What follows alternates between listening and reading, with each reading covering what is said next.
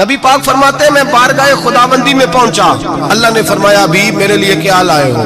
میں نے کہا مولا وہ لایا ہوں جو تیرے پاس کوئی نہیں۔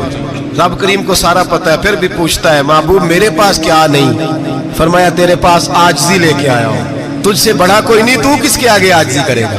سب سے بڑا تو ہے، میں عاجزی لایا ہوں۔ تو کہا ابھی مانگ لے۔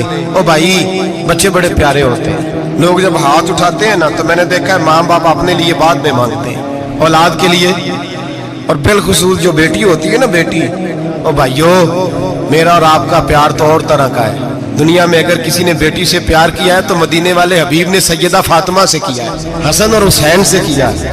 معراج کی رات جب نبی پاک سے رب کریم نے کہا کہ بولو محبوب کیا چاہیے، کسی کمزور روایت میں بھی نہیں ملے گا کہ نبی پاک نے کہا اے اللہ فاطمہ کے لیے کچھ دے، اے اللہ حسن حسین کے لیے کچھ دے۔ امتی بھول جاتا ہے، اسے خیال ہی نہیں آتا، یہ سوچتا ہے کیسے حضور کی فرما برداری کروں۔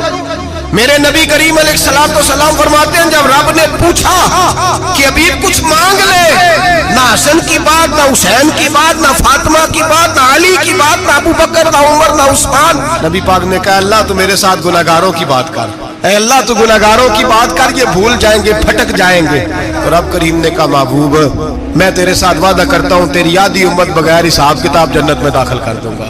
نبی کریم نے فرمایا مولا نہیں، یہ بات مجھے قابل قبول، یہ بات منظور نہیں۔ ابھی تو کیا چاہتا ہے؟ تو کہا اللہ تو مجھے سفارش کا حق عطا کر، تو مجھے اجازت دے، میں کہتا جاؤں تو معاف کرتے جانا۔ حضور کہہ سکتے تھے نا چلو آدھی بخشی گئی بھئی آدھی اچھے عمل کرے، فرمایا نہیں مجھے حق شفاعت دے۔ نبی پاک فرماتے ہیں میرے رب نے مجھے سفارش کا حق دیا ہے، میں قیامت میں سفارش کرتا جاؤں گا، اللہ میری امت کو جنت عطا کرتا جائے گا۔